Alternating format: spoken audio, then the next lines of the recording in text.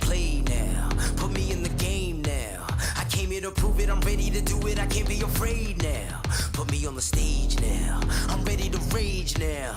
I feel like an animal stuck in a cage and I'm ready to break out.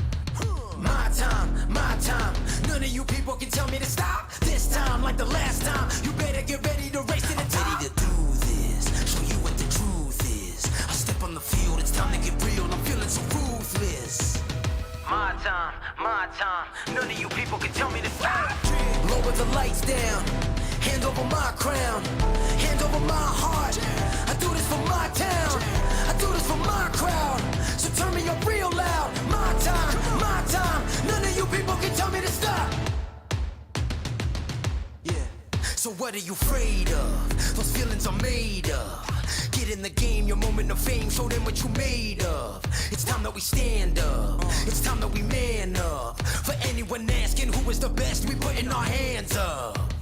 My time, nothing can keep me from reaching the top. This time, like the last time, I'm moving so fast, I'm ready to ride. I'm ready to throw down, it's time for the showdown. I'm ready to rise, don't be surprised, I'll take on the world now.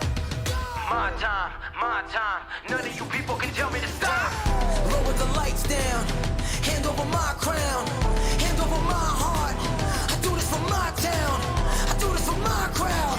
So turn me up real loud. My time, none of you people can tell me to stop. My time, none of you people can tell me to stop. My town, my crown, we know what it takes to be reaching the top. We reaching the top, we reaching the top. We know what it takes to be reaching the top. My time, none of you people can tell me to stop. My town, my crown, we know what it takes to be reaching the top. We reaching the top, we reaching the top. We know what it takes to be reaching the top.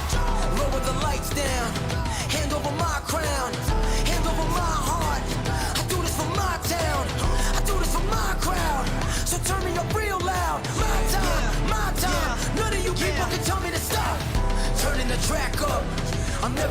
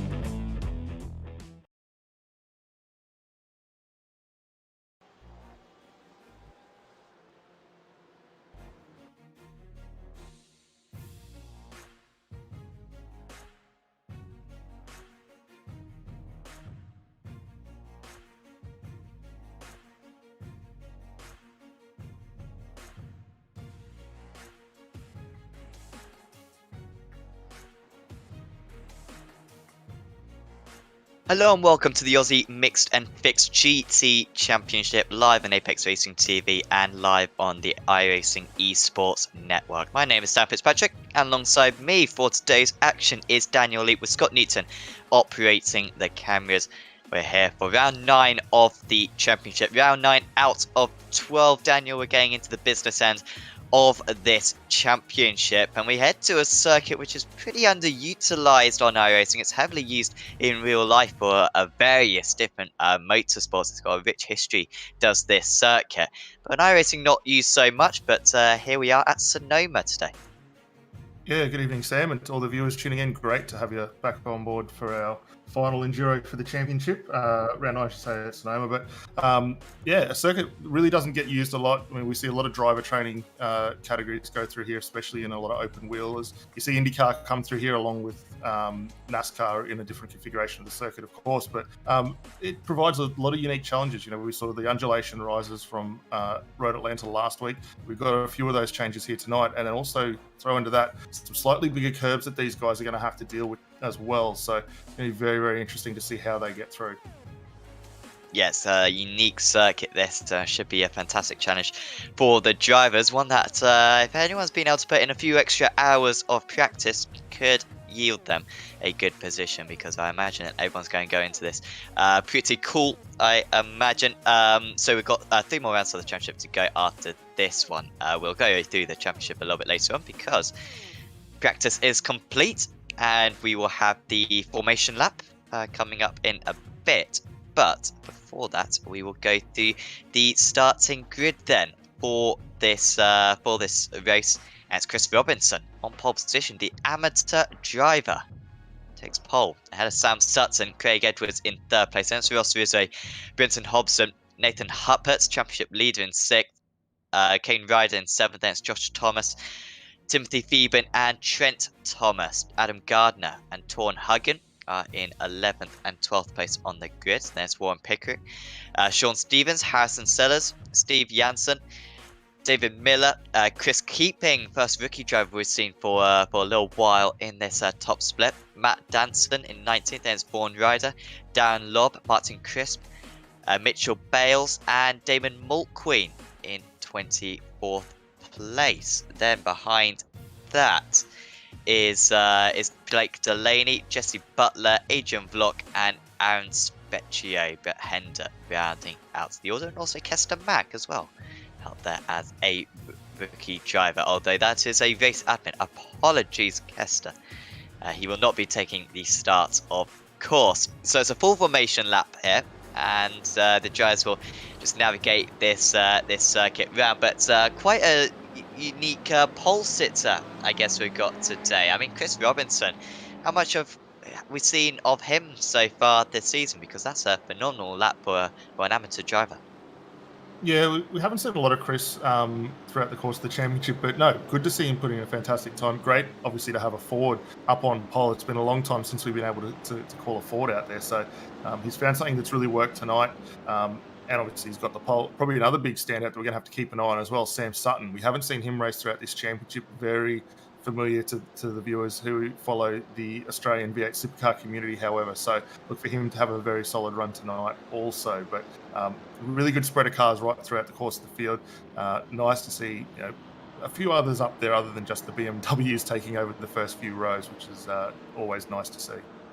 Absolutely, yeah. There's remarkably few BMWs at the start of the grid, as we just go off the drag strip and onto this hairpin part of the circuit. Got pretty much every corner you could dream of around this circuit, and a little bit of runoff in parts, and then the walls we are crowding the circuit in other parts. By the way, just a little bit of a rundown of the championship situation. Nathan Harpert's currently on top of the standings. He's ahead of Trent Thomas, Timothy Theben, Richard Hunter, and Adam Gardner. That is the top 5 drivers for you. But there are so many competitive drivers. We constantly see it season after season. It's rare that an individual driver will get more than 3 or 4 victories in a season. So it is going to be extremely competitive. The pace car will pull in pretty early into the pits. And so just watch out for when the pole sit to decide to put his foot down. It's a Ford GT on pole position as the Porsche pace car comes into the pits. Chris Robinson versus Sam Sutton on the front row of the grid. Robinson holds on, and now he puts his foot down. It's a comfortable launch for him. Should be well clear going into turn one. Fantastic start for Edwards, straight away getting past Sutton. He might lose more places here, side by side as well for 4th and 5th positions at the moment as we head through turn 1 and 2. Oh, we got a Ferrari spun round. Unfortunately, going off the circuit, that is Ross Rizzo. After a good qualifying for Rizzo, he's lost it on the cold tyres straight away, and he's dropped right to the back of the order. Meanwhile, Edwards consolidating that move then up into 2nd place. Also good start for Timothy Phoeben getting up a place. Warren Harding as well, and also Dan Lobb gaining 3 places. Yeah, really good start. Pretty unfortunate there for Rizzo. Was able to get that car back through, but has dropped a long way down the field. Currently in 26th position, so it's going to be a really tricky night for him to get back through. But we know how quick he is in that trick esports car, so keep no fear there. He'll definitely be back. But up towards the front, the guy's starting to stretch out a little bit.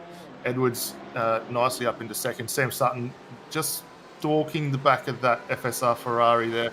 Hobson and Huppert's not going to let these 3 get too far away, however, but great to see the train snaking its way through that turns 7, 8, 9 complex as they work their way down towards the hairpin there.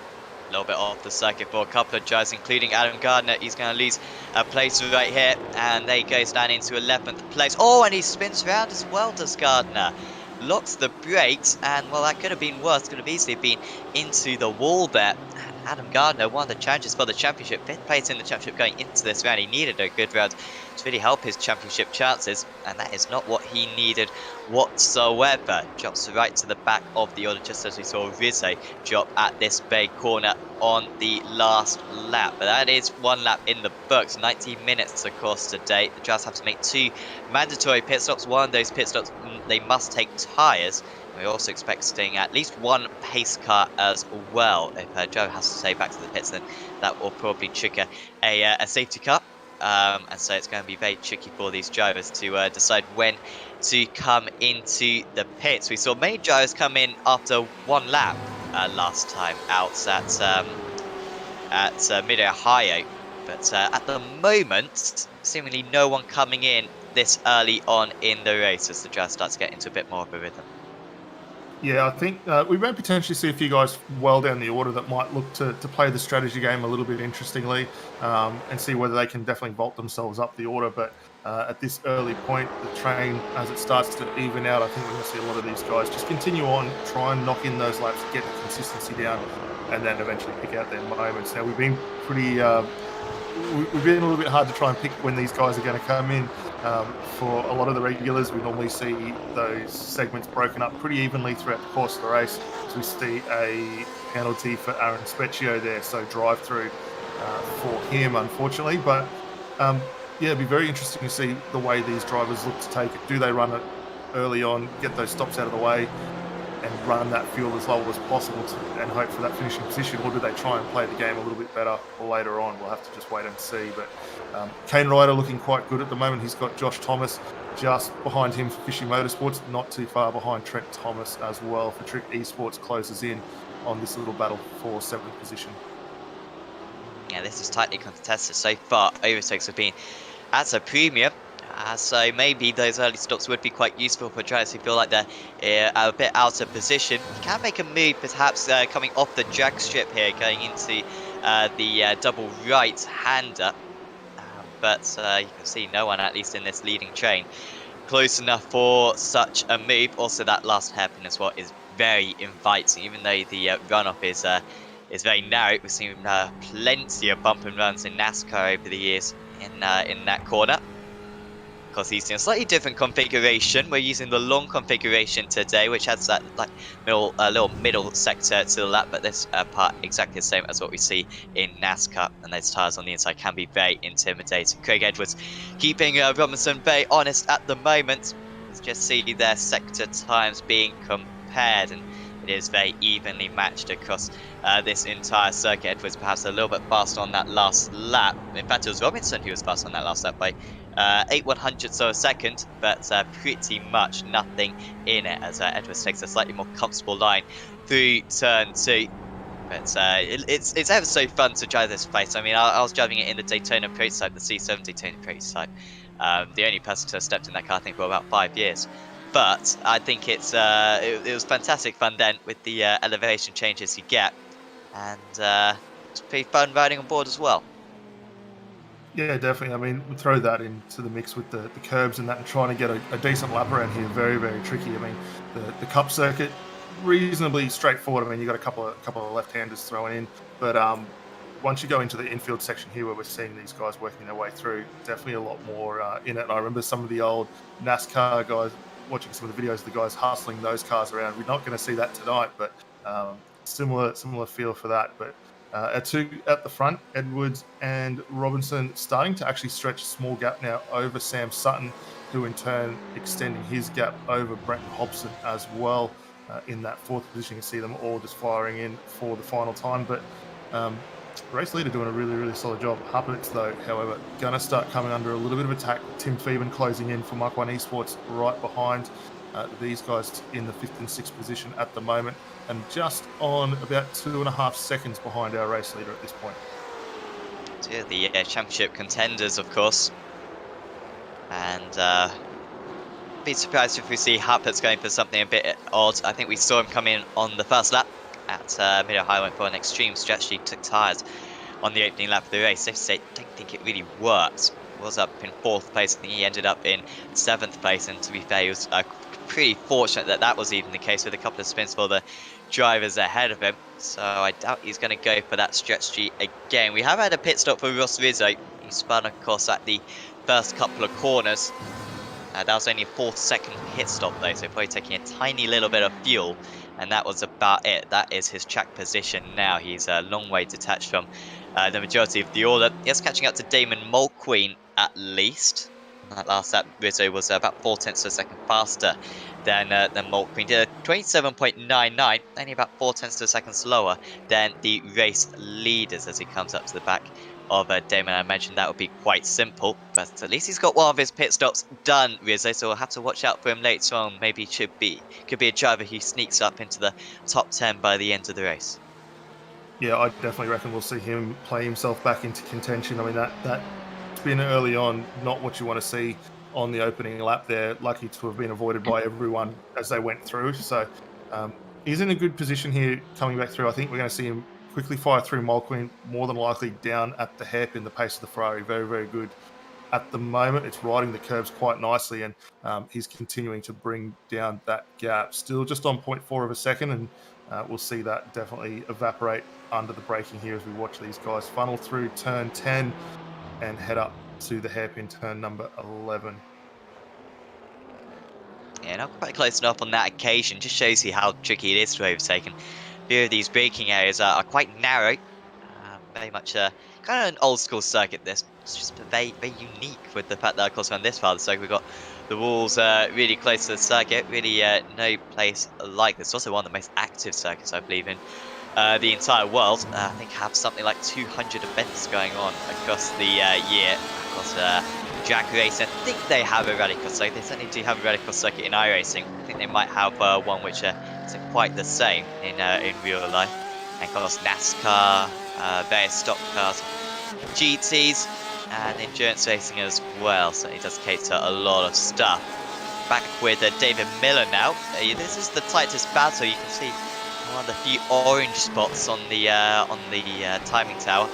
He's being very closely matched right now by Danson just behind. Down Lob as well. That's a good start for Lob. He's up 4 places from his launch. One of the highest gainers of anyone, Mitchell Bales as well, also up 4 places, and Brett Hender a little bit further down, 25th, up 4 places. But since then, hasn't quite been able to make as much progress through the order. And going through turn 1 and 2, a place where it is very tricky to overtake. Pretty short circuit this, but then we've got quite a short lap as well. I'm just recalling where lapping drivers has often been a sign of autos around here. It can be tricky to get past the back markers. Do you reckon the front runners are gonna be lapping many drivers at the moment? The entire field after 10 minutes are extremely condensed. Yeah, I think we'll definitely start to see some lap traffic towards the back end of this race. We saw it quite heavily at Mid Ohio, and it really did give us some interesting insights to how we thought that race was potentially going to unfold. So I think we'll see that play through here. Again, it is very early on. We're only 10 minutes into 90 minutes at the moment. So obviously, once the guys get their stops in, we're likely to definitely see a few more little bump and run and some little bits of contact as these guys try and work their way through. For some Oh, and passing off into opportunities. the Saying wall. And that's on his roof Yeah. as well. That could be a safety car perhaps with David Miller over. And unless he gets hit by another driver, I think he's going to remain there.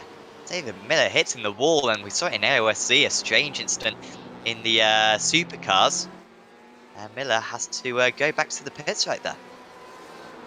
Yeah, and we're just hearing safety car has been deployed, so look for that to come out on circuit. We see our race leaders just slowing down, and actually this is going to play in really, really nicely for the likes of Rizzo and Miller. Rizzo and Mulqueen to come back up onto the back of this train. Don't forget, Rizzo already got that one stop out of the way early on, so this is coming at a very good time for him now. So is this a manual safety car, or is it a automatic one? I don't know if we can get eyes on the safety car. It is a manual safety car, so the drivers will be allowed to come into the pits.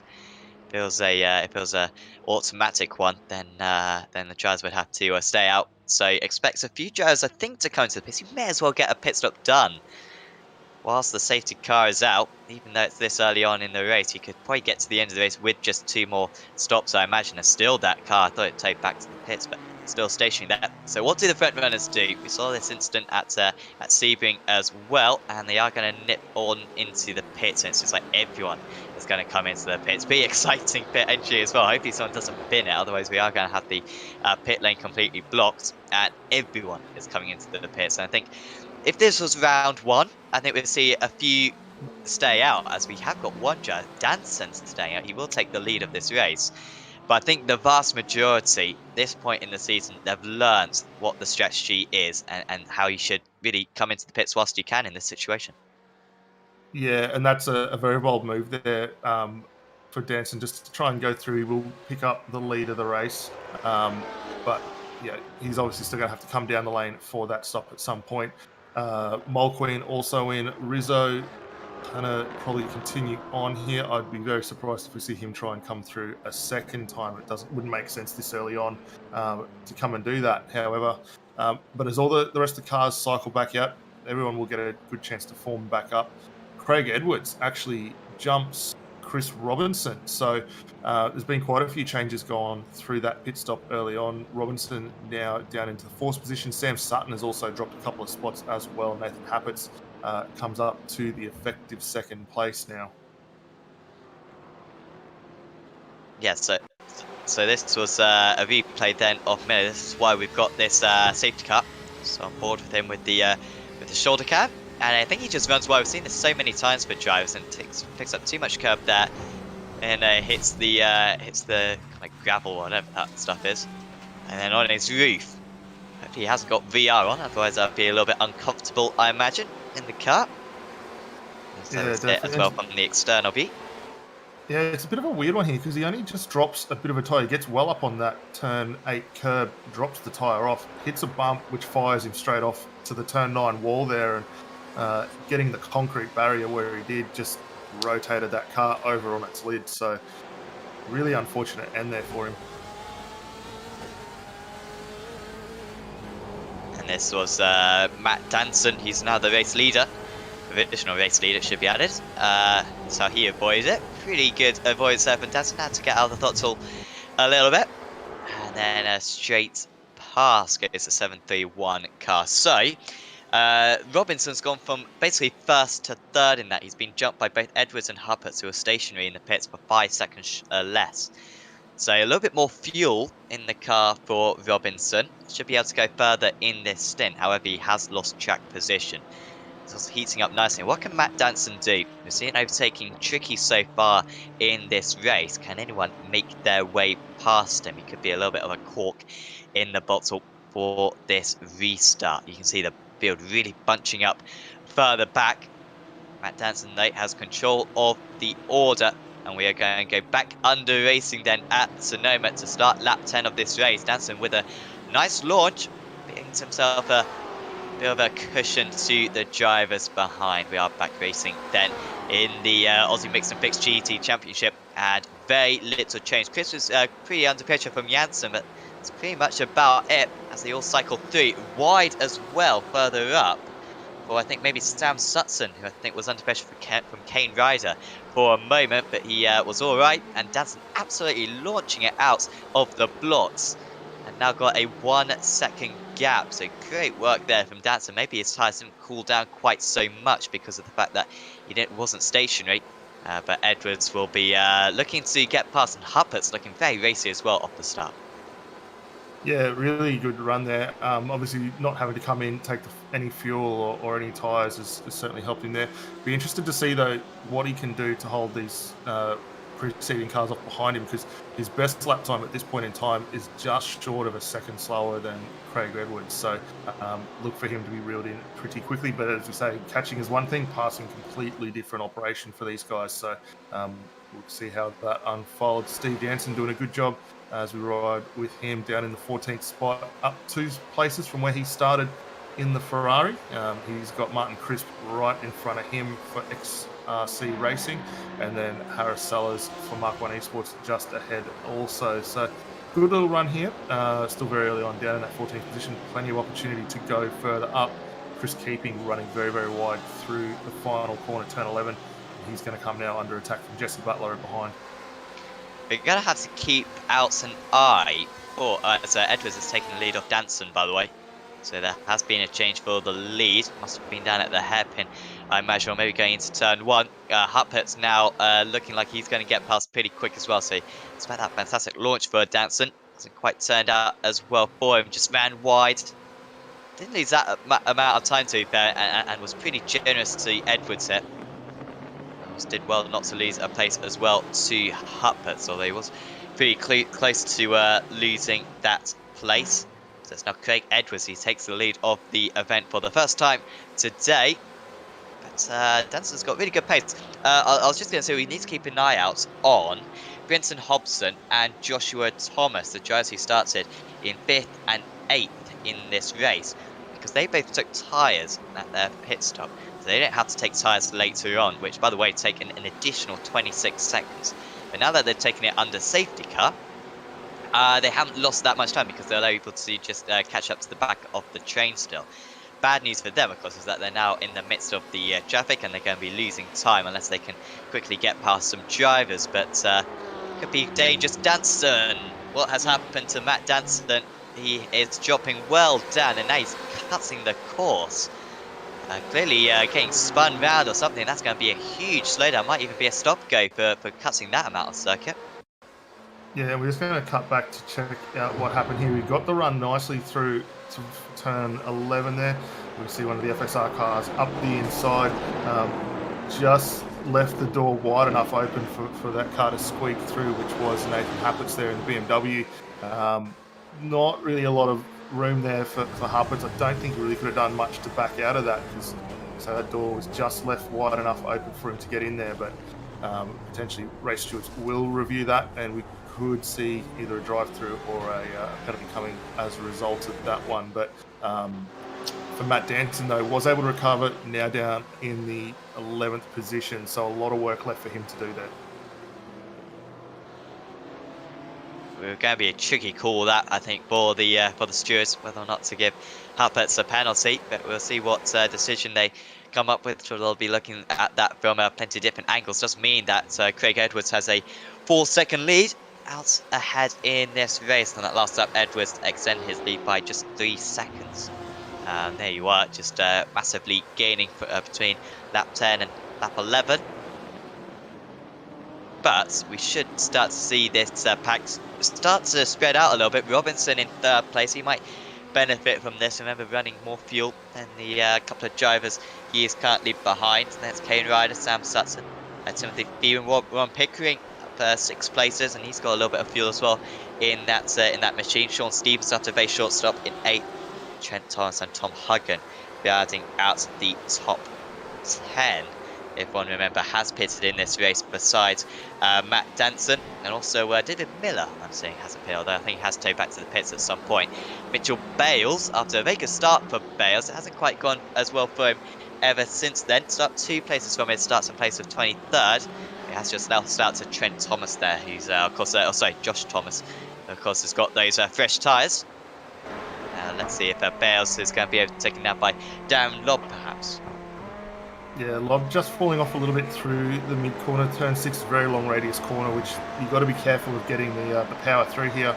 It's going to be fine going up into 7. We're not going to see Lob get up inside, but does close up nicely under brakes. You see these guys really trying to avoid the curbs through this section here so they can get that power down as good as possible. But for Bales, just a little bit better. He's able to extend just a fraction of the gap. But he's going to have to be cautious here because coming into the big stop at turn 11, for the hairpin for that final time does present plenty of overtaking opportunities. We've already seen a few little collisions, most recently that one for Danson, so anything can happen here, so he's going to have to be cautious not to keep that door open, goes defensive and closes it off. But look at the turn of the Ferrari, gets the nose in quite nicely, able to get good drive out, and Darren Lobb starting to come and attack the back of the bumper of Josh Thomas.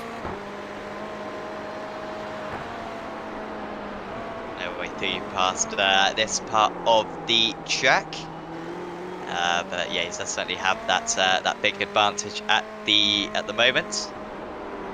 Oh wait, Huppert's fastest or personal best lap on that last lap. Driver with the fast lap of the race is currently the race leader Craig Edwards, but there's Huppert's, and he's massively pulled away from Robinson that last time round. He turns faster on the last lap, and he's pulled a little bit further out as well on this lap. So Robinson, despite that pole position, still leader of the amateur drivers, but struggling to keep up with the guys ahead at the moment, struggling to keep with their pace.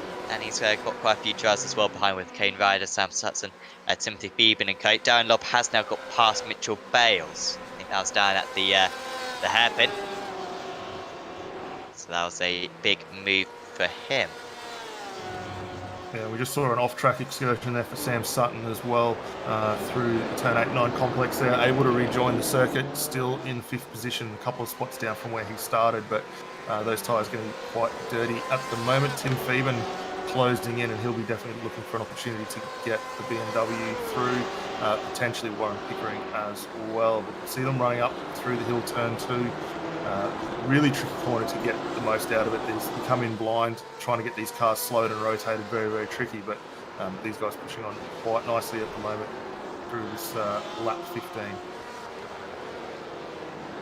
Yeah, the tyres should be getting back into their optimal region. Just a little bit of a reminder that the drivers have got to make 2 pit stops in this race. They've already made 1 pit stop, everyone apart from Matt Danson. After safety car we saw a few laps ago, so 1 more pit stop, and the vast majority of the drivers will have to take tyres as well at that pit stop. A couple of drivers who won't have to take tyres will be Joshua Thomas and Darren Lobb, and also Adam Gardner as well, and Briett Hender and Blake Delaney to be fair, and I think Ross Rizzo. A few drivers won't have to take tyres, but they're all quite far down the order at the moment, so it should be a very unpredictable race this, round 9 of the Aussie Mixed and Fixed GT Championship Season 11.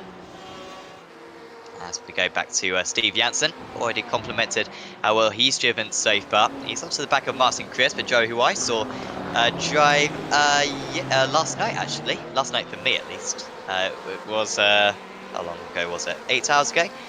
In the Canadian e-racing challenge.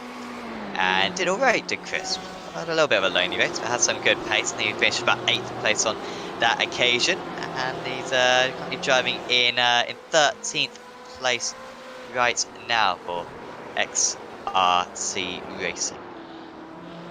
Yeah, and he's had a pretty good run so far, up the 9 spots from where he started. Obviously, we've still had those round of pit stops going through as we see a move from Vaughan Ryder, getting that move completed on Mitchell Bales. So Bales down a couple of spots. It wasn't that long ago we saw Darren Lobb trying to work his way through, and now falls another spot down. So, yeah, Bales got a lot of work to do down in 23rd, but for Martin Crisp doing a really solid job up those 9 positions, we said, sitting pretty comfortably in the 13th and a fairly good gap around him as well. So he should be doing all right, but we'll keep a focus on this battle here. We're going to see whether Mitch Bales is able to return serve and maybe push that car up ahead of Vaughan Ryder, which I don't think has quite got the legs to do it. Just behind that as well, we have to keep an eye on Damon Mulqueen working his way through also, but that could be something to come into contention, because it wasn't that long ago that we saw him running around with Ross Rizon. I actually believe Ross at the moment is the first of our drivers to have completed the 2 stops for the night as well. So he is setting himself up for a pretty solid run here. Will we need to see him come down the lane for fuel later on? However, that's the big talking point now. I think we will. He should be able to get about an hour on fuel. I imagine this is a slightly lower fuel consumption circuit. There's not kind of massive straights around this place. So the idea of him doing 1 hour 20, I think, would be too far for Izzo. So he'll probably have to come into the pits again. But you are right, he has come into the pit. Well, I'm seeing 3 times on my screen for Ross Izzo. And he did it all within the first 8 laps, which is quite something. Not sure if maybe one of them was a glitch, but you can check out how many pit stops the drivers have made, their last pit stop length in the live timing link below. So if you've got an extra monitor or a phone, you probably do. Unless you're watching this on your phone, oh, that's a tricky situation. Anyway, get the live timing, and it really does help you keep up to date with what's going on in the race. Chris Keeping has lost a place to Joshua Thomas. He's continuing to make his progress up. Chris Keeping, the only rookie driver out on the grid, and since I've come back to commentating the series, they've done a couple of rounds so far. It's the first time I've actually seen a rookie driver. Had a few smaller grids due to the type of circuits that we've been visiting recently. But it's good to see Keeping really punching up his weight, and this would be terrific points for him. Just a little bit of a reminder, because the way that the Aussie Mixed and Fixed GT Championship works, there are multiple splits going on. So there is at least a second split, maybe even a third split, currently going on simultaneous to this, which will all earn points. So a little bit like what we see in the iRacing official series, where the field is divided up, but all the drivers in all the splits do get points, and the way that those splits are decided are by a pre-qualifying before the race occurs, and the quickest drivers get into this top split. So it really is the creme de la creme, if you will, of the drivers who are in this top split.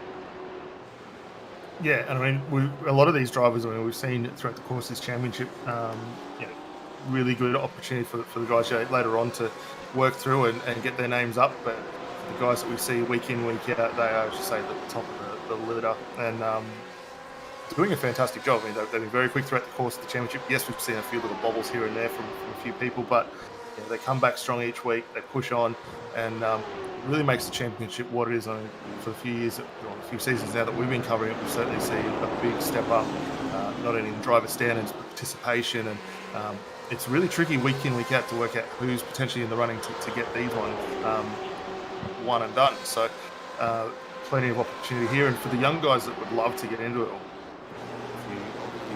the senior iRacing members out there that would love to come and have a run, by all means get in there, and we'd love to see you out there having a crack at this championship also. But Sean Stevens right now sitting pretty comfortable, up 6 spots, 8th position, fighting off Trent Thomas. You can see for Trick Esports just behind, trying to make a move while simultaneously having a crack at Warren Pickering for the Fusion Sim Racing team ahead. Now 10 seconds off the lead are these drivers, so considering that we've been back racing for, we went back racing on lap 10, didn't we? So we've been back racing for about maybe 14 minutes or so. As might have a move here. That was pretty close right there for Stevens to get past Pickering, but it didn't happen for him. Also want to keep an eye out, of course, I've mentioned it a couple of times already, But of course, Brenton Hobson and Joshua Thomas both already taking tyres in this race, and they are currently 7 seconds behind these drivers. That means that they're 16 seconds off the race lead. It takes 26 seconds to take tyres, remember. So at the moment, they would take the lead of the race. They need to keep up those times, of course, to remain within kind of 25, 26 seconds of the race leaders, so that they can take advantage of that later on. But it's an interesting strategy decision. So don't just look at the drivers right at the top of the standings. Look out for the drivers a little bit further down as to who could be contenders for the race win and the podium places today. Sean Stevens right on the tail then. This is where we can peel up a little bit earlier. The NASCAR circuit goes a little bit further down. You have that weird turn 4 or whatever you call it. And you got that massive curve on the outside, but the drivers just drive straight round the curve and almost hit the wall as well. Remember NASCAR the inside line, that was the game, which was would go around this circuit quite a bit. Of course, three road courses now on the NASCAR schedule. This and Watkins Glen, also Charlotte Road added relatively recently. And of course, NASCAR should be getting it back underway pretty soon as well, which will certainly be some entertainment as Sean Stevens almost gets overtaken by Thomas. Went a little bit offline and he's put himself very vulnerable. As Thomas placing up for the dive going into the hairpin. BMW's going to have to put a slightly defensive move, puts his car down the middle of the track and he fends it off. But that's near disaster there. Yeah, he really made a little bit of a meal of that mid-corner run through 8 and 9 and really allowed the door open for Thomas to close in. You could just see the closing rate of that BMW very, very quick as we see Brenton Hobson in the lane as well for his second stop tonight. So getting that one knocked out. But for Trent Thomas, yeah, would have been not expecting that and lucky not to find contact with the back of the Stevens BMW there. But these guys now fallen a little bit further away from Warren Pickering. Just ahead, you can see that gap visibly on the screen there while they continue to battle. But keep an eye also out for Tom Huggins in the Ford there, closing up. So this little battle going to come back to 3 pretty soon. Not that far behind. We've also got Matt Danson, who we saw have that contact with Nathan Huppert at the turn 11 hairpin after the restart as well. Yeah, Danson's done well. Still in 11th place. Considering that's quite a bit higher than where he started off. So he's driving with drivers who are kind of expect to be a bit above his level, but he's holding his own in 11th place. Unfortunately for him, he's going to have to do one extra pit stop. And of course, now at this point in the race, it does seem quite obvious that you should have made the pit stop during the pace car, and it's so tempting. And I always encourage drivers to try a little bit different, but usually you have just got to do the standard thing. I've seen a few different strategies. Of course, drivers taking tyres in that first in. And of course, one of the drivers who recently came into the pits, Brenton Hobson, that's it for him now. 2 pit stops, taking tyres in his first pit stop. So he's just trying to get himself clear out, I think, is Hobson. And he's got that, all right. He's got about a fifth of a lap. Absolutely clear in front of him. Does the driver down in 25th place now, who, if the leaders came into the pits right now, Hobson would take the lead of the race. But he needs to have some phenomenal laps and really match the race leaders if he is going to have a chance later on. And considering that he's going to have a bit more fuel on board now, a little bit more weight, might start slowing him down slightly. Here's Dan Lobb, who also took tyres as first stop. Very good race at the moment for Lobb. That seems to be a genius call. But he needs to get past Keeping right now, who is keeping him behind at the moment. That was too obvious. I wonder if we're going to see a lob from Dan. It seems not. He does think about it though, and he's actually really starting to put a lot of pressure on the back of Keeping's Porsche there. So the Porsche taking a little bit of a wide line on the initial part of that turn 7 complex, trying to cut it back and square the drive off, which doesn't seem to have really worked quite to his advantage at the moment. Darren Lobb closes up very quickly through turn 10, gets the curb. He's going to be in with a really good shot here to get this move done, fires it up the inside, and nice, easy under brakes there. Keeping's going to be very careful though. As you can see Adam Gardner also from Up On Esports coming back through. Oh, and And off! And contact hits for the both wall. of those cars. Now, who was that coming across who? Chris Keeping, he was in for a whole load of points. And, well, I don't know. Come on, guys. Look besides you, you know? You know that there's a driver alongside and they kind of just merge into one another. One thinks that they're moving onto the racing line, the other thinks that they're moving onto the racing line. And off into the wall they go.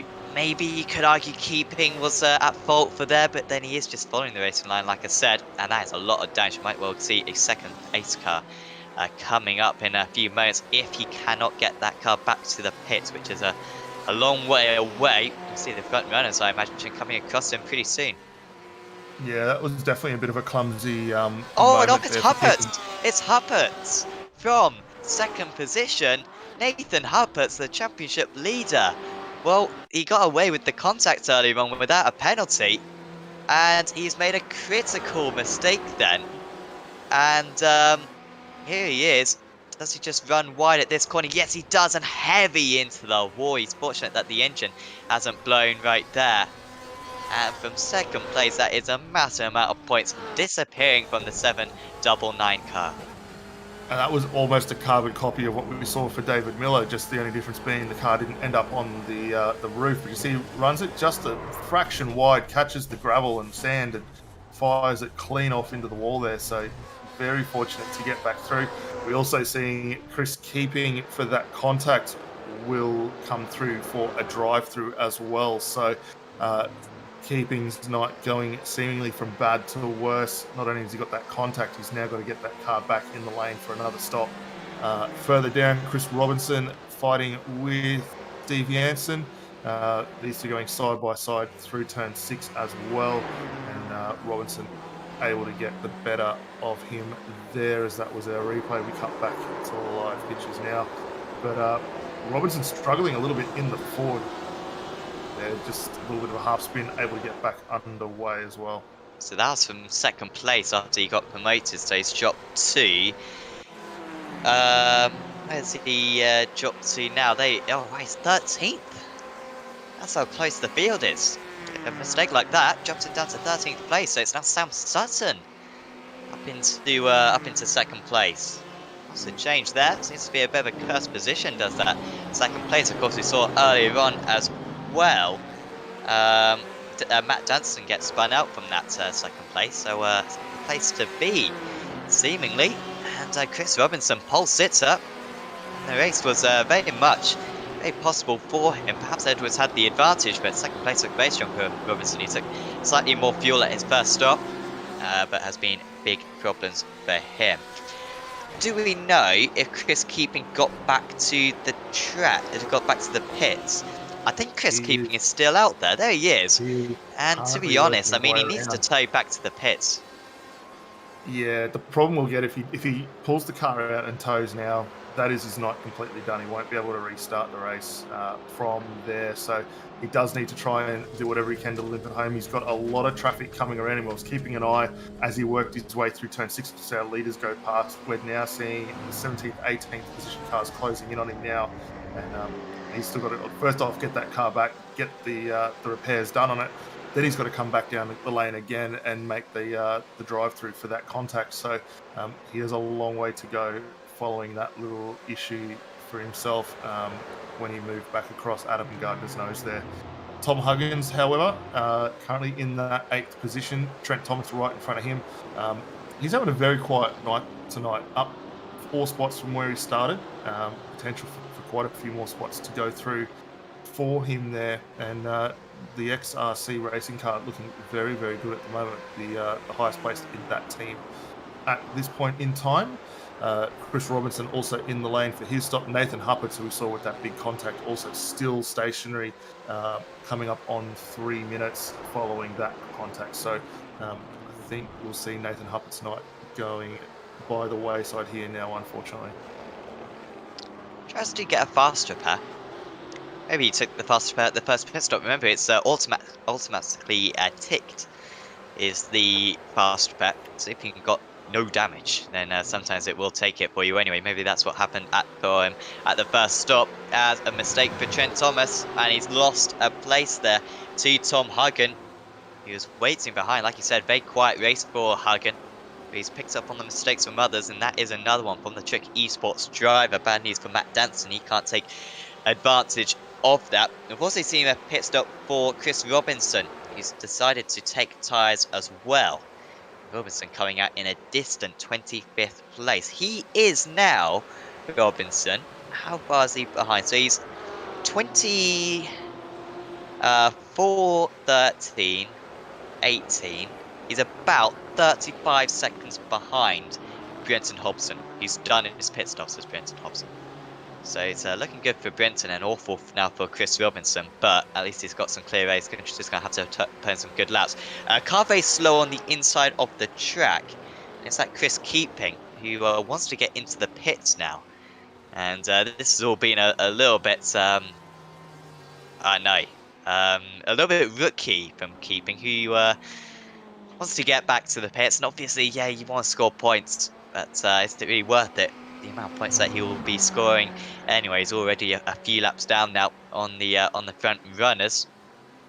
Back with the race leader though, Craig Edwards. He's been absolutely dominating. I say dominated too fair. He did actually lose 7 tenths of a second on that last lap, and the gap has come down to Sutton. But with the issues we've seen for the best drivers running in P2, it has been very good for him. Could certainly still be challenged by Hobson and Joshua Thomas later on in the race, who have got a different strategy. But Edwards probably the favourite at this point, and he's lapping very consistently at the moment in the high 27s. Yeah, and just putting nice consistent laps down, exactly what we saw last week at Mid-Ohio with the battle between himself and Anthony Winkleman. Unfortunately, Anthony not able to be here tonight, but yeah, Craig's been really strong contender throughout the course of this championship. Hasn't really put too many feet wrong. The laps have been very consistent, and yeah, coming home with the wins as he collects them. Sam Sutton, brand new into this championship for round 11 or season 11. Haven't seen him so far, but yeah, again, very consistent driving. Currently see him down in that second position. I know we've said it's been a little bit of a cursed position so far, but driving that Porsche very, very nicely for One Performance Racing. And this will be a big change for him, coming from the V8s, moving across to the GTs, where completely different driving styles and grip levels for both those cars. He's adapted to it exceptionally well, and second place so far, looking very, very good for him. Caden Ryder likewise in third, not looking too bad either for Max Boost Racing, up 4 spots, continuing on a very solid run. Right behind him though, Tim Phoebe and Warren Pickering, respectively for Mark 1 and Fusion Sim Racing, closing in on that third position. And to have three good teams here all fighting over it, with plenty more time to go. We're still just over 45 minutes left in this race. Anyone's game as to who's going to finish on this podium. Yeah, it's tricky, very tricky to say at the moment. Just a little bit of a reminder as well about the colours that you can see on the timing tab. So the purple indicates that a driver is an elite driver, so very established driver in this championship at the top level. And if they're green, they are a pro driver, and we've also often seen pro drivers win the title as well. So there's not a big difference between those two classes. You've got the amateur drivers, and then the red is the rookie. So sorry, the amber is the amateur, and the red is the rookies. But you can see at the moment none in the top 20. The only rookie in the order is Chris Keeping, who's now a few laps down. But fortunately for Keeping, did get back to the pits and got back going again. So he is on circuit, but yeah, about 5 laps down now on the race leaders. Has Phoeben under massive pressure from Pickering. We've seen a few other pit stops as well quite recently. Saw a stop for Trent Thomas, who's just come back out onto circuit, taking tyres as well. Did Trent Thomas, I guess everyone who on their second stops will be taking tyres. Tom Huggan also coming into the pits. However, Thomas is ahead of Huggan just by about a second. I think he was ahead of Huggan anyway. before the pit stops, but that will be turned into the battle for about 6th place later on in the event. And they're both behind Brenton Hobson still. And this race is looking very good right now for Brenton Hobson in 18th place. But his pit stops are complete. Everyone else has to do a pit stop and take tyres. So looking good for him at the moment. Also, we've got Janssen now coming into the pits from the top 10. Yeah, and getting his second stop out of the way, so not a bad time for him. We'll keep an eye just to check whether it's going to be tyres, which based on the initial first stop will be this time. So he's setting himself up for a pretty good run home, 45 minutes, nice set of tyres, and should be good to go. We'll keep an eye on where he comes out in the train. However, Damon Walqueen, focusing on at the moment for Sinja Sim Racing, still in the 13th position, up 11 spots from where he started. So while we've seen a few drivers have some issues, one big beneficiary there for Damon, and he's coming through quite nice. He's got Vaughan Ryder right ahead of him and Adrian Vlock in the Fordzilla Ford. We haven't really mentioned a lot of Adrian either over the last few weeks. He's had a little bit of troubles in that car, but great to see him getting around again, just outside the top 10 at this point, about 10 seconds between himself and Darren Lobb. So still plenty of opportunity to get that car up in the top 10, and love to see a Ford back up there. We did have one leading the race for a little bit at the start in the hands of Chris Robbins, who unfortunately is well down in the order now after a couple of little issues and spins, but Adrian Vlock doing a very solid job at the moment, currently in that 11th position and up those 16 spots from where he started. Kane Ryder now into the pits along with Harrison Sellers. Sellers been way under the radar as well, to be fair. But so Kane Ryder, was Ryder in 4th or 3rd for the pit stops? He was 4th. Yeah, he was closing in on I think he was actually behind Warren Pickering there because we had Phoeben and... Oh, no, would have been in 4th, sorry. Apologies. He was actually 3rd, was Kane Ryder, because we did with him before as we were dropping through our top 5. So, yeah, he's come through for his stop, and interesting to see if he can get back out now ahead of those guys that completed their second stops also. Hobson's already passed him then. Rizzo also moves past, but we know that Rizzo's got another pit stop to do. Ryder pretty short in the pit lane. 31.6 seconds compared to upwards of 36 seconds we've seen for other drivers. But there goes Ryder coming back out onto circuit. Mitchell Bales, who's still got to pit, comes out ahead of him. And Trent Thomas. Can Thomas get ahead? Yes, he can get ahead. That could be important. Trent Thomas then with track position. That's an undercut there for Trent Thomas. He had a longer pit stop, but well, still got ahead then of Kane Ryder. Moves ahead, does the 987 cut. That could be for 5th place as Edwards comes into the pit. So this is the big moment then. Edwards versus Brenton Hobson. Remember Hobson with all those pit stops complete, we believe. And we'll see if the former race leader comes out ahead of him. Here comes Hobson. He'll be going to turn 1 pretty soon. Edwards still stationary. We also had Sam Sutton come through and Sean Stevens as well. All 3 cars currently still stationary. You can see them up on the jacks. And this is a good run here for Hobson. We'll get ahead of both of those 2 cars. So the strategy for Hobson working out quite nicely. Actually, he drops in behind, I think that is Brett Hender just ahead in the Ferrari for Fusion Sim Racing. So for Hobson, it's been a really solid run. Rizzo has actually jumped those cars also and moves himself up to 13th also. So for Edwards, Sutton, and and Stevens, a lot of work for those guys to do now after their second stops are completed. So Edwards has got to chase now. I mean, we are seeing Hobson can get to the end of the race. He's running it pretty fine with how early he came into the pits earlier on, but he should be able to make it. Beeben and Pickering also coming into the pits. That'll leave Joshua Thomas to take the lead of this race. And both Beeben and Pickering will have to take tyres as well at this stop. So yeah, it's out of the jersey of pits then. So it's Hobson, then Edwards, then Sutton, then Thomas, Ryder, Huggan, and Robinson. Robinson recovering somewhat, to be fair. But he's still got a little bit more to catch to really bring himself back into play for podium place. Brett Hender is trying to. Oh, sorry, this is Hender being overtaken, I believe, by Hobson. As the other drivers of Phoeben and Pickering and Mulqueen all still stationary in the pits at the moment. And already moving past, I think, is going to be Craig Edwards, who will be effectively in the lead then of those drivers. But where does Phoeben and Pickering come out? They're going to be around Mitchell Bales, who's still got to pit. Phoeben ahead of Pickering. And they're both ahead of Trent Thomas as well. So that's worked out pretty well for them. I think they were pretty close to Kane Ryder earlier on in the race. But Ryder must have had a tricky time during his pit stop. And he's dropped behind a few of these drivers. So, yeah, they'll end up in about 4th and 5th place, I believe.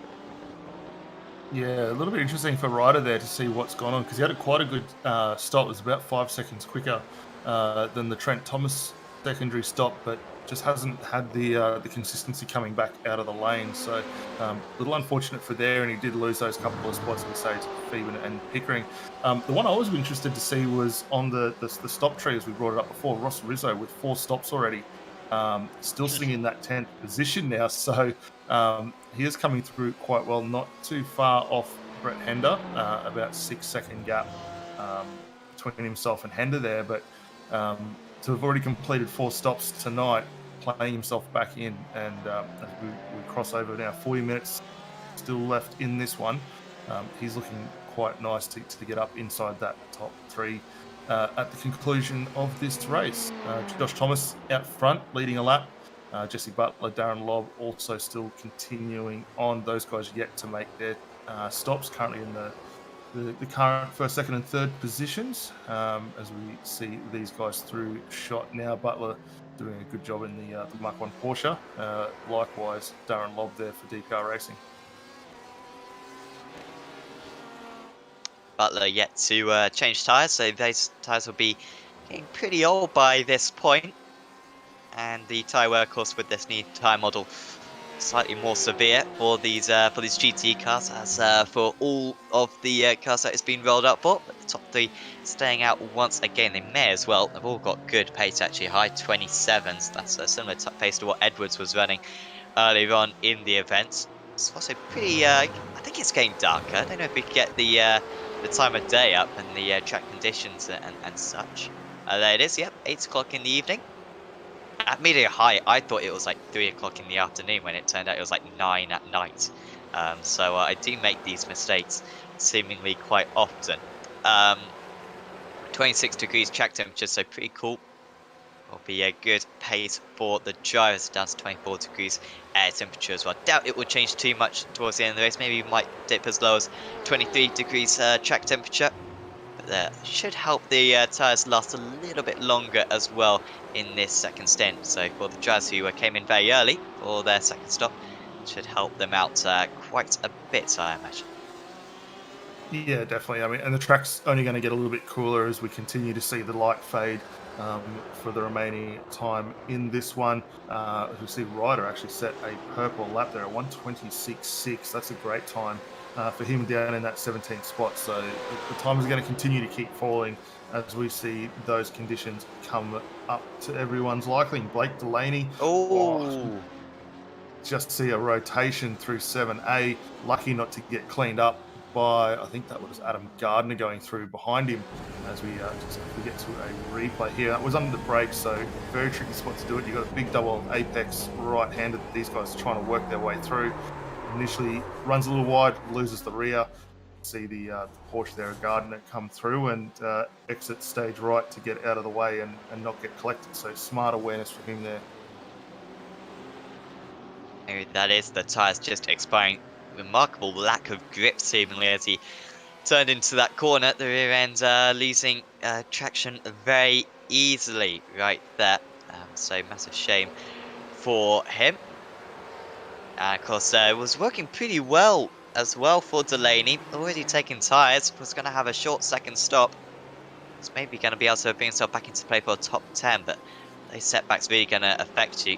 And it's been so tricky to overtake. Overtakes have been very rare so far in this race. It's still been a terrific event, I think, just because of the strategy. I think arguably the best race we've seen on strategy all season. I think Lime Rock round 2 was pretty good in that department, but I think it's just because we didn't know what was going on. None of the drivers knew what was going on either. There was a couple of kind of mistakes as well. In terms of when the pace car was deployed on that occasion, it was absolute craziness, and some epic driving as well. But this has been just a proper, there's been a safety car, nothing too amazing, and yeah, it's opened up this race so much to drivers who seem to be out of the running earlier on. Jesse Butler versus Dan Lobb really makes sense for Lobb now to come into the pit. So it makes sense, even more sense, I think, for Butler to come into the pit, seeing that he does still need to take tyres. If Lobb pitted now, might come out ahead of Craig Edwards, potentially, who of course was leading earlier on in the race, but they both stay out. What are their lap times going to be like? They dipped into the 28s on that last time round, compared to Joshua Thomas's low 27s. See what it is this time. I'd hate to think that it's going to be another 28 for these guys. Butler does a 28.3, and Lobb with a 28.3 as well, which is not fast enough. They're losing a second lap to the front runner, to the race leader. So I think it'd probably be better just to come into the pits now. Yeah, it's probably getting to that point where if you leave it much longer, you're only compromising the completion of your race. So no doubt they will have the crew chiefs on the wall calling these guys in any minute here. But we've seen some interesting strategies where if the guys can keep the pace up, they will try and push on as far as possible. But I think at this point in time, it's going to start compromising them more and more, especially when we see that the likes of Sutton still dipping into the 126s quite easily, comparative to the guys out the front in the mid 27s to high 28s at this point. So really starting to hurt their chance of a good finish here if they're not too careful. But still continuing on, and one of the beauties of this championship, as commentators, we can never get it right. But the guys here continue to amaze us all with the options that they do go through. But as we continue on lap 38, we see Ryder coming in the lane now for his second stop tonight. So that's the Vaughan Ryder, the second of the Ryder brothers there for Max Boost Racing coming through.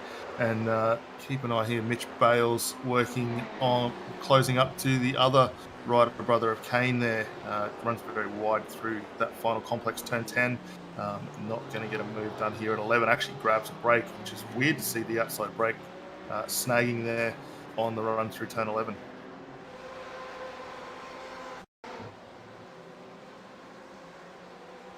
So overtake this for Kane Ryder on Mitchell Bales. There goes Kane down the inside, and that was all quite simple. We've also seen a little bit of an issue, I think, recently for... Oh dear, who was it? It was Brett Hender. Not sure. Adam Gardner, at least, overtook someone. It may have been... Was it Hobson? No, it wouldn't have been Hobson. Maybe it was Hender. I think had a little bit of a poor lap or something. Or maybe Delaney. Not sure. Something happened around there. Delaney did just do a 29, which is a pretty slow lap. So I think got overtaken still over time straight away. There's this train. Edwards coming up to the back of this as well. And Hender at the front of it. Then they got Hobson 9 seconds ahead. It's so difficult to keep up to track with all these, with everything that's going on. Brett Hender has come into the pits. Certainly do open the live timing. That will certainly help you out in terms of who's done 2 stops and who hasn't. As you can see, how the field is spread out quite a bit as well as this race has gone on. But just a bit of a reminder, Thomas, Butler, Lobb, Vlog, Gardner all have to come into the pits again. They've all got to come in. And they've all got to take tyres as well. So all have quite long pit stops. Meanwhile, Brenton Hobson doesn't have to come to the pits again. He can go to the end of the race. Delaney does have to pit. Rizzo, we think, will have to come into the pits.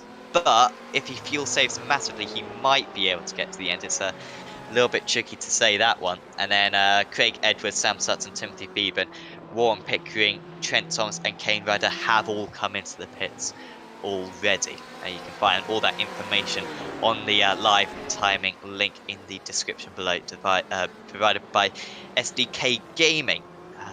Because at the moment, the order is a little bit convoluted and might not be the order that we see when the checker flag is waved. Here is Delaney then, who definitely has to come to the pits.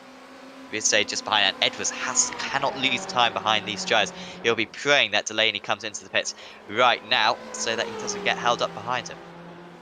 Yeah, I think looking at Delaney's intention, he's going to go defensive, hold Ross Rizzo up. Craig Edwards also trying to make a move in there. Delaney, who we saw have that rotation at turn 7 before, I think that might have been the one you were referring to, Sam, where we saw Gardner come through on him as well. He's going to be struggling on those tyres following that incident. So the pace hasn't come back to him as yet. Last time by for him was a 1:28. Which ultimately is really starting to slow Rizzo up. It's brought Craig Edwards into it, and if it continues on for too much longer, we're definitely going to see Sam Sutton. As you can see the Porsche cresting that turn 3 complex there, and this is going to turn into a very busy 4-car train within about the space of about 4 corners here. And this is really tricky for Edwards because I think Edwards would be past Delaney quite quick anyway, but Rizzo's very quick himself, so he's not going to let past his Edwards very easily. Edwards might go for a big lunge here, but it wasn't open for him. And you can get a nice line through here, but you can't do anything with it because it's single file all the way through this part of the track. And actually, they're starting to drop off the back of Delaney slightly. He opens up a half a second gap. Rizzo perhaps getting a little bit too preoccupied with what's going on behind him rather than what's going on in front of him. We've also got Butler and Lobb very close to one other at the moment, although that has just expanded again. Is Edwards close enough on the move into the hairpin? Has a look.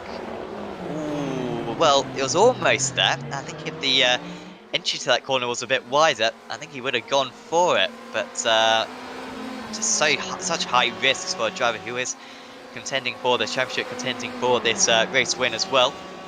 And Sutton is well and truly with these drivers, and Sutton might be able to take advantage of this. He's looking great to see, as going wide there was the what's that, Rizzo going wide. That was Ferrari Rizzo there, and he's going to almost lose 2 positions here. Just keeps that tricky esports car ahead of Sam Sutton and the One Performance Racing car there. So we'll have to see if we can get a replay there, because that was up as they crest through turn 2. Didn't get the braking zone right, and this is a replay of what's going on here. You can see him closes in quite heavily on Delaney. That big uphill section really invites these guys to come in late. I think he might have tagged the back of Delaney's car there, and lucky not to have rotated him as they get to the apex of turn 2. Here's the onboard shot. You see Delaney very early on the brakes, settling the nose for that, and Rizzo really not with any room there, collects the back of that car, loses the spot to Edwards, and then has to immediately go defensive on Sam Sutton, who you can see really working that outside line, and only just unable to get through there. Jesse Butler into the pits. Butler was running. Just trying to think where he was running before the pits. I think it was about 7th or 8th, maybe. So he's already behind Sutton and Co.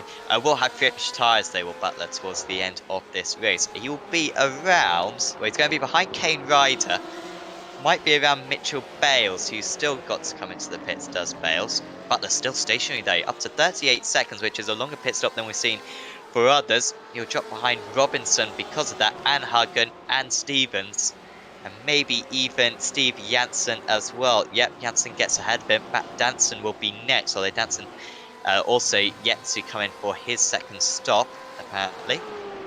Has he come in? No, sorry, yeah, Danson didn't come in under the pace car, has he? That wasn't a good decision from Danson. He's still got one extra pit stop to do then. But Butler comes out in 19th place with that slightly extended pit stop. But like I say, he's got fresher tyres than everyone else now, so I'll help him a bit towards the end of this race. Brenton Hobson then in 4th place. We believe he is going to be the race leader as long as he doesn't have to pit again. He pitted in on lap 20. So he pitted up after about maybe half an hour of this race to go an hour on a tank of fuel is pushing things. I don't think you can go a whole lot longer on a tank of fuel. There we are. How early Hobson came into the pits. Everyone came under the pace cut, but Hobson took tyres under the pace car and then came in for his second stop very early as well. He's already done 22 laps on this stint. Gonna have to do another 20 probably to finish off the race. So 42 laps on a tank of fuel. It's pushing it, but you'd back Brenton Hobson to probably make it to the end of the race. And if he can make it to the end of the race, he's got 13 seconds back to Craig Edwards, which should be comfortable enough for him to win this event. Yeah, definitely. And now that Edwards has been able to get past the car of Ross Rizzo, Rizzo is going to be very defensive with Sam Sutton. We just caught a quick glimpse of those two still continuing their scrap for 6th and 7th position. But yeah, this is only going to help Edwards. And I think we're going to see here Sutton down the inside into 7, got 7A, and being able to push that car a little bit further through. So a nice overtaking move for him there. And he'll promote himself up into the 6th position, although Rizzo hasn't let go here, so potential for him to come back through into turn 11 for that final hairpin as well. Yeah, we know that if the move's possible, go for it, but not quite the pace through that right-hander that he needed. And expect the Porsche to start to pull away. Next up behind Rizzo is Delaney, who's still got to come into the pits. By the way, the race leader as well, Joshua Thomas. I don't think we've spoken a whole lot about Joshua Thomas. There he is. He's another driver who came in under the pace car and took tyres. I think when he gets his pit stop done, he should be in 2nd place. However, sorry, not in 2nd place. I mean, well, behind Hobson, basically. So effectively in 2nd place is what I mean.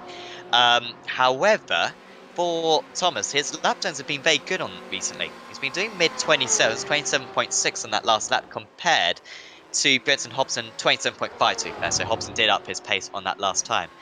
So when Thomas comes into the pits, he's not actually going to be that far away from Hobson. So it could be close between those two drivers. So Thomas might still have a chance at this race victory. I think he's going to be the main challenger then to Hobson, especially as Hobson's catching up to Gardner currently. And those two might start losing each other a little bit of time. Although Gardner's no slouch himself, to be fair, just doing a 27.45 on that last lap, which is quite handy. That's the battle for P3 and P4. Yeah, and then we'll have to keep that for Thomas. He was closing up on the forward there of Adrian Block as well, so he's not going to want to be held up any more than he needs to. It looks like he's actually managed to get past Block now, so that comes at a good time for him there. So he'll continue on. Steve Jansen running it quite well. He's completed his stop. He's got Mitch Bales just ahead for MFR Racing. These guys are now working through turn number 10. On the up towards the hairpin. Jansen with a big run down the inside. Not quite close enough to get that move completed, however. So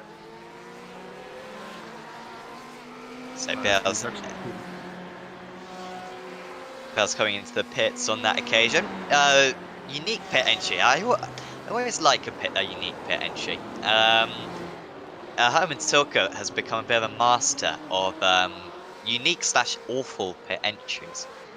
We don't have too many Tilke Jones on iRacing, it must be said, which you could argue is a positive thing. But one of the best pit entries, I think, on all of iRacing, this one. Montreal's pretty unique as well, where you go flat out through the final chicane. But I also remember Yongyan as well in South Korea, where you'd have to continue basically driving a corner to get into the pits. That was pretty good. And they had a cool pit exit as well designed for that place before realising that it was totally pointless. So just always picking guns a little bit wide. And who can forget, of course, Abu Dhabi pit exit as well, where they hold the triathlon as well in the United Arab Emirates. So always absolute carnage when they're just literally cycling down there. Always a few crashes in that. Warren Pickering then, after running wide a few corners ago, he's under pressure from Trent Thomas, but just can't get past. That's been a fantastic second stint here for Thomas. Still in 11th place, but this will turn into a better place later on. And Pickering just keeping that line ahead. yeah, I thought Pickering might have become the same fate that we saw for Dave Miller and his teammate there, Nathan Huppert. They both had that little bobble down in that same portion of the circuit down through turn 8, and lucky not to have found a wall at the end, but it did open the door up for Tim Phoeben to close in as well. Adam Gardner, we're just catching a bit of a replay with him to see what's going on here. He's running through turn 2 and the back end of that Porsche looping around it, lucky not to be collected and able to get back underway. That does help Brenton Hobson, however, who was able to come through and now effective race leader at this point in time. Yes, that's one less kind of obstacle in his way. Thomas, by the way, on that last lap, 27.46. Gardner, Hobson, 20, I assume will be a 27.56. So 1/10 of a second slower for Hobson. The gap between the top two is 28 seconds. We are expecting a stationary time for Thomas of about 10 seconds, perhaps. So you think we've only got 20 more minutes of this race to go, so he's not going to have to take a whole lot of fuel. But we're not sure what the pit lane time. And usually around most circuits, I'll be able to kind of guess, but we visit this place so little. I'm not even sure what the pit lane loss is, and it's such a unique pit lane as well. As off the circuit is Mitchell Bales there. He's gone off into the spectators, going to sign a few autographs out there. I don't know if he can go back to Bales there, but I think that's a little bit of a Raikkonen 2012 situation there, where he's almost going to get a bit lost, and how he's meant to get back onto the circuit from there. Yeah, that was a weird one. I think he was just trying to let Hobson through, got a bit of a wiggle in the back end of that car, and lucky to get it through. Oh, it just stays off the top wall there. Oh no! Oh, he can't get. Can he not get out? He's stuck. No, and that's going to reach that one. He's like a spider in a bath. Yeah, that's horribly unfortunate there. That little wiggle has cruelly put paid to his night tonight. Very, very unfortunate there. Blake Delaney got up on screen for 8th position. He's got Tim Phoeben now closes in, and Delaney drops in the lane for his final stop tonight. So an easy move there for Phoeben to get through. Quickly too, we should give a special mention to the sponsors of the series, the Brooksy Racewear, for coming on board again, second season, Simfinity, for anyone in Australia who loves their 80/20 rigs and cockpits, and race management service there for helping with the grids also. So big shout out and thank you to all those 3 sponsors for helping this championship. Tim Phoeben, as you can see, running that RMS sponsorship on the Mark 1 car there, doing a very, very nice job at the moment. Up 1 position from where he started, 8th overall. And as the time continues to tick down, potentially he might be able to close up to Rizzo, who's only a further 4 seconds up the road. So we may see him yet get 1 more position up the grid. Seems as though Mitchell Bales did get back to the pits. I think he may have towed back to the pits though. Did Bales? Sure, if he towed back to the pits, that requires a safety car, but no sign of a safety car at the moment. That would have mixed things up. I don't know if that would be good or not, to be honest. If we had a safety car, I think that'd be pretty good if we had a safety car. Now that exciting things. I mean, we've got an exciting race regardless. 27.7 seconds now between the top 2.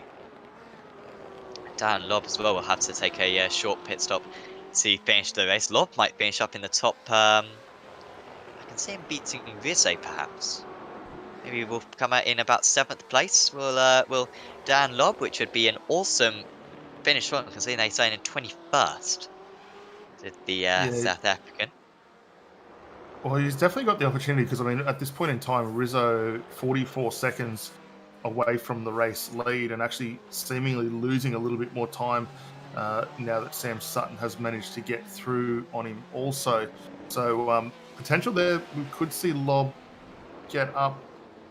I'm not entirely sure whether he can get through. I know he's only got to do a short stop with the fuel, but whether or not he's going to have enough in the bag to get that done is a very big question.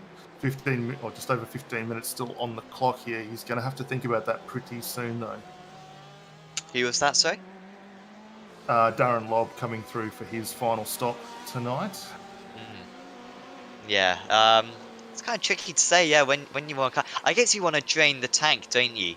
So it goes as little as possible, and they have got a bit of clear air, but surely they can't go a lot further. I mean, this has been exceptional how long they've been going. Considering that we had the safety car on lap 8 then of this race, and a lap time around here is about a minute and a half. So they pitted after 12 laps, so they've been going for over an hour, which is good news as well for Ross Rizzo as well, who's really marginal fuel, but indicates that you can go a bit more than an hour to get to the end of the race. So yeah, they've really been able to extend this stint very nicely. Way further back, Kane Ryder.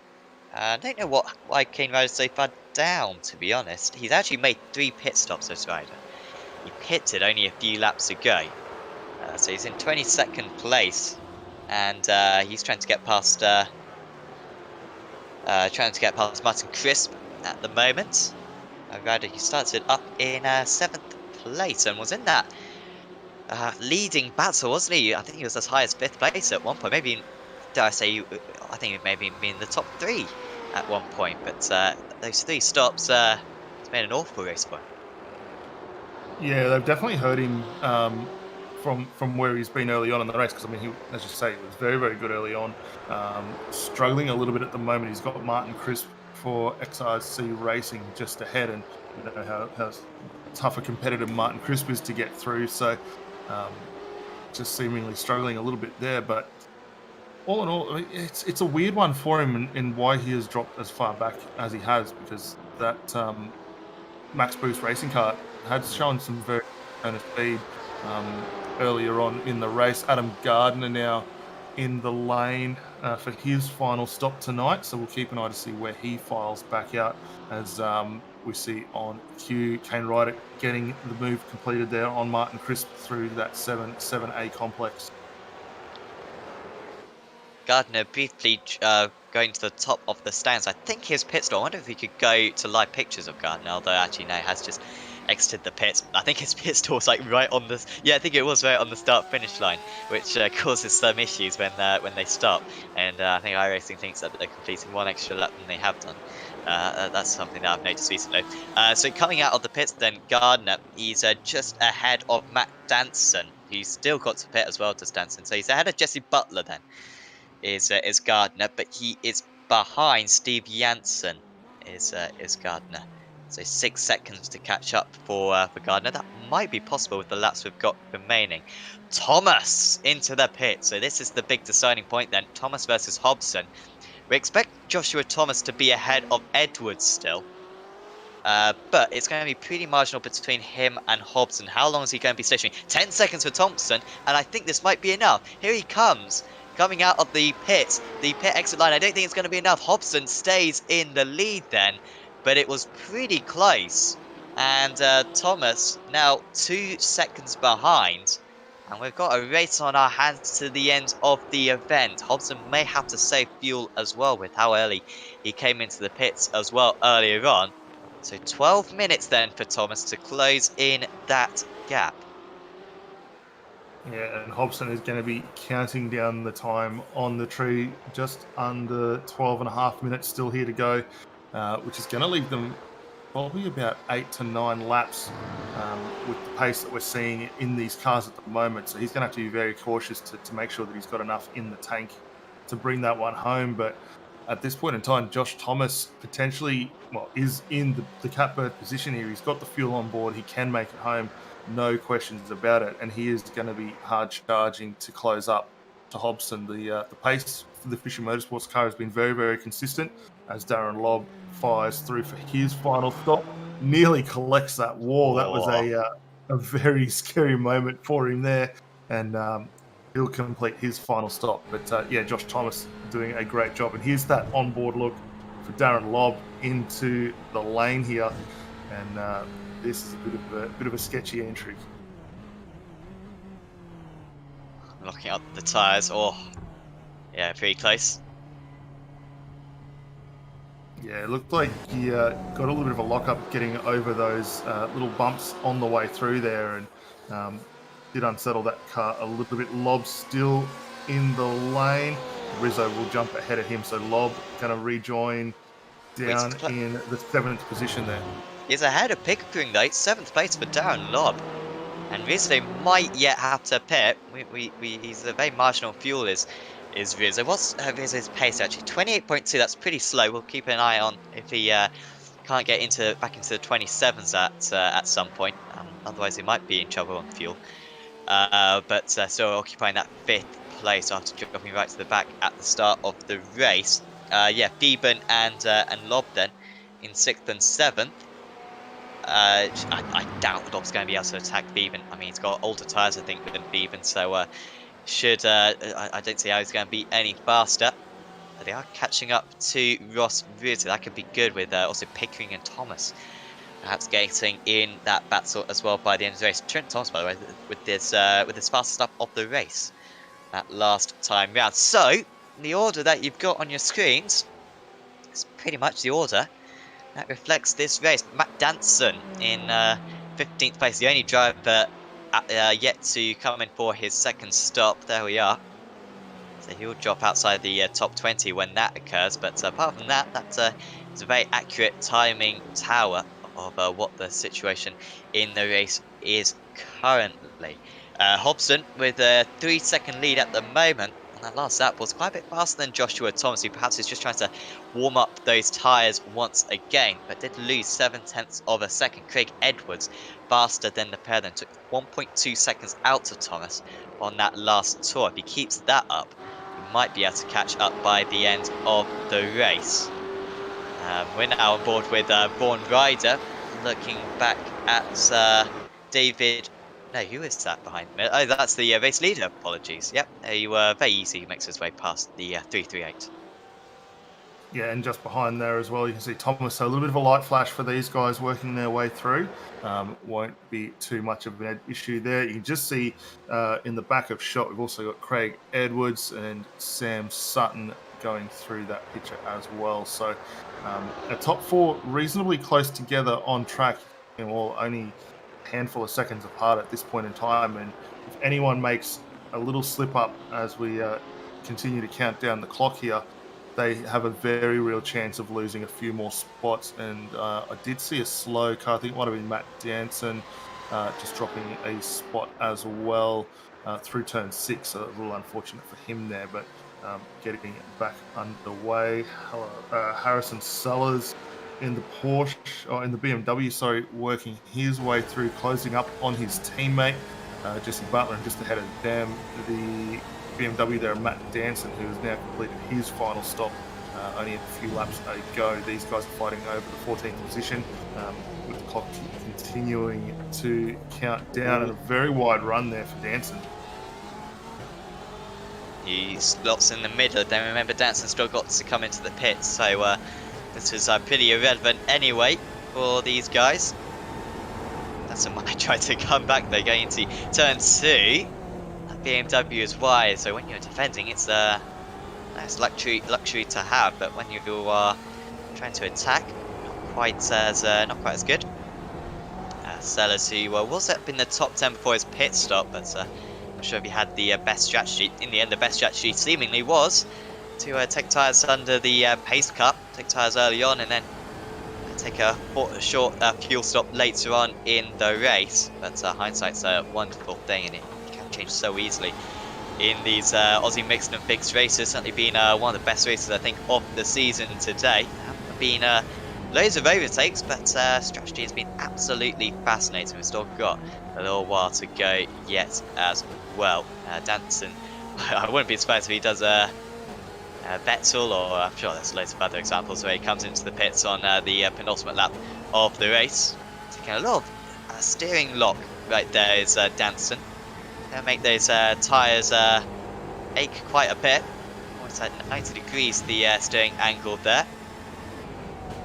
But it's not at the moment yielding him a whole lot of a lap time. He's struggling to keep up with the Porsche ahead.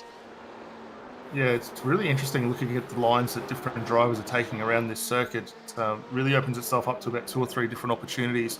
And we switched from one battle to another. Trent Thomas, Warren Pickering, just fighting to close up to Darren Lobb. So this is for 7th, 8th and 9th position on the track at the moment. The track temperature is still stationary at 26 degrees as the time's continuing on 8:30 track time at the moment. So really nice conditions for these drivers, and plenty of opportunity for a few more spots to see just how much Thomas and Pickering have closed up on Lobb. The newer tyres on those cars seemingly helping them out a little bit more. And will we see this a move from Trent Thomas down into the hairpin? Lobb's actually got the oldest tyres of any of these guys. Came into the pits on lap 8, I think, for fresh tyres. Meanwhile, Thomas and Pickering pitting on lap 28 and 32 respectively. So he should have a lot of time to spare. As, oh, that's wide lock-up. We've seen that mistake a few times. Gets on the marbles as well, which is going to help his exit. Fortunately for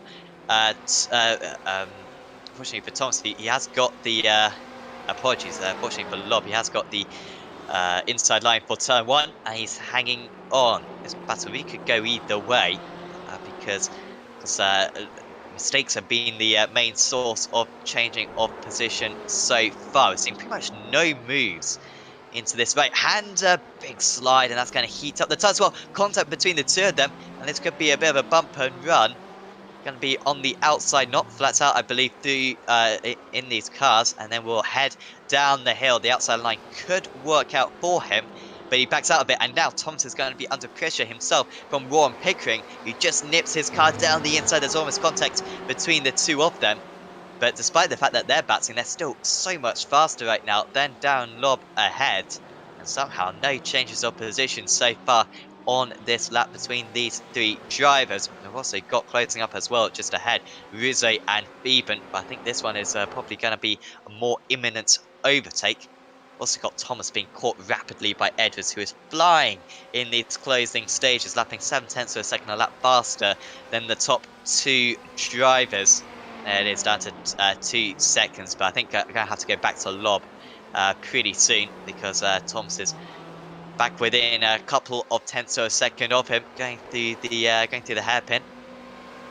There we are. Yeah, and neither of these cars really giving an inch at this point. I thought just that lap before we might have seen Warren Pickering trying to go all the way around the outside through 7 and just not quite able to get the grip that he needed to do so. But this car of Darren Lobb just starting to now become the cork in the bottle for these guys as they work their way up over the complex through 3, 4, down into 4 now, and not able to get a move. Lobb with a little bit more mid-corner speed, which is going to help him out a touch here through up to the long left-hander of turn 6. And you see these guys coming back through the mid-corner pace of that BMW. Very, very good. And Thomas just had to crack the throttle a fraction there. I thought he might have caught that back fender of Lobb, but he is going to be under a huge amount of pressure as you see Pickering moving that FSR BMW left, right, looking for an opportunity. Can't get it crossed back just in time on that exit there, and that's, if anything, helped Lobb just give him a fraction of breathing room. And now Chris Robinson's going to be with these guys. He's only 1 second behind is Robinson, as Kane Ryder's actually had an off in the first half of the lap. The race leaders will be coming across that striking car as well. Ryder is back going again, but he's dropped to 21st position due to that. There is Robinson, fantastic neon lights as well on the Ford machine, closing in on these drivers ahead after a couple of setbacks earlier on for him. Rizzo holding off Beeben, but down to 0.2 of a second here. It's also down to 1.5 seconds between second and third. Rizzo seemingly with enough fuel. He pitted on lap 17 last time. 4 times on our screens. It might actually only be 3 times, I'm not sure, but considering that he spun onto at turn 2 on the opening lap of the race, I guess what could have been for Rizzo, but I'm sure he'd be delighted with 5th place as offs for Robinson and Pickering. Pickering was ahead of Robinson, but they've come together in that battle with Thomas and Stevens, and massive loss for these drivers. Here was Trent Thomas then. He was behind Darren Lobb, but he's going to be hit round, it seems. And I think from behind here, going to get involved in this one. Wow. Well, all 3 of them got involved. I don't even know how Robinson got involved in that one. Yeah, I think Robinson a little bit of a bystander here. Here's the onboard shot looking back from the Thomas esports car, trick esports car there. You see the run into 4, gets a little bit of a helping spin from the BMW, and then for Chris Robinson, just nowhere to go.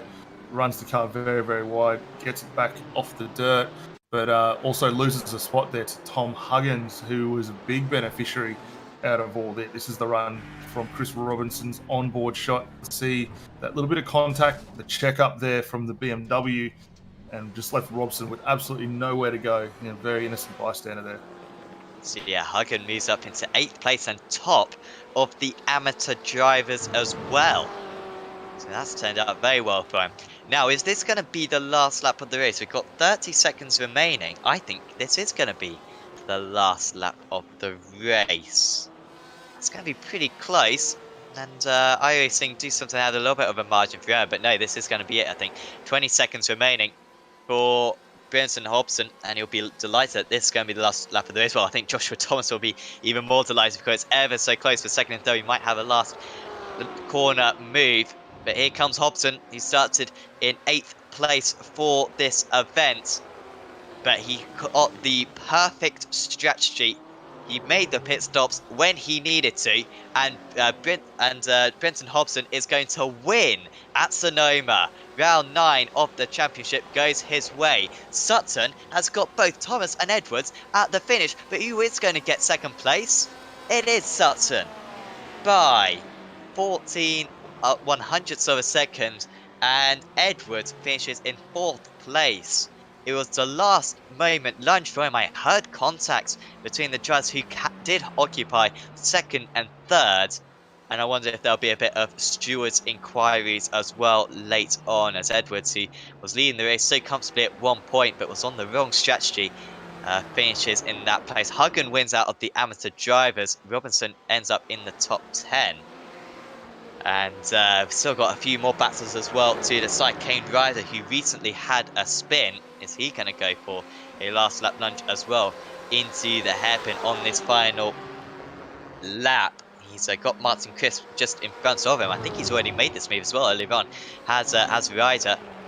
Is there any way through? No, there isn't. There's no point in getting involved in a crash at this point in the race. Block tries it in deep just behind. But that's going to be it for these drivers, finishing in 22nd, 23rd and 24th positions respectively. But could we get a replay perhaps of that final lap incident between Thomas and Edwards? Because poor Joshua Thomas, he was on the perfect strategy and gets sent down right at the end. Yeah, really interested to see what happened there. I also saw a slow car of Vaughn Ryder stuck out on circuit as well. So unfortunately for him, they're not able to get that car home for its final lap. But that ending result there for Josh Thomas and Craig Edwards will be very, very interesting to see how that unfolds. And here's the replay now. You can see riding on board for Craig Edwards down through turn 10. Has a huge amount of speed. Josh Thomas very defensive through turn 11 and loses the rear end of that car, trying to pinch the corner as tight as possible. A little bit of follow-on contact between himself and Sam Sutton as well. And we see Sutton go around the long way home and just sneaking that second position. Yeah, Sutton benefiting from that. Apologies to Edwards. I kind of had decided that he was guilty before the trial right there, when actually he was the unlucky one, if anything. Poor Thomas, he spun it right then. The tyres were very old. They were over an hour old, of course, were the tyres. And after no mistakes but the entire race, just feeling the pressure right at the end. And a bit of an unsafe rejoin. But Sam Sutton, what I can say about him, finishing where he started. Pretty much the only driver who's finished where he started in the end. So we should be able to go through the finishing results then of this Aussie Mixed and Fixed GT Championship race today at Sonoma. And the race winner then will be Brenton Hobson. There he is, 6.7 seconds clear of Sam Sutton. who very late on for the One Performance Racing driver, finished back where he started in second place. Joshua Thomas, top of the pro drivers, in third place. Fantastic strategy for Thomas. Edwards, who led so comfortably in the early stages, but was just on the wrong strategy. Should have taken tyres at the first stop. Ends up in fourth. Now it's Ross Rizzo, Timothy Theben, Darren Lobb. Tom Huggan ended up the top amateur driver after a late incident amongst some of the Jersey finished behind him, including Trent Thomas, Chris Robinson, and Sean Stevens.